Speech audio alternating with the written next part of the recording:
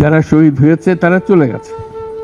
আজকে তারা আমাদের সঙ্গে বসতে পারত, কিন্তু সেই সুযোগ তাকে দেওয়া হয়নি, তাদেরকে দেওয়া হয়নি। আমরা এপারের আর ওপারের মানুষ হয়ে গেছে। যখন হাসপাতালে যাই তাদের দেখার জন্য, তাকাতে কষ্ট হয়। একজন তাজা তরুণ রংপুরে আমাকে বলল, স্যার আমি সারা জীবন ক্রিকেট খেলতে চেয়েছিলাম, ক্রিকেটার হব।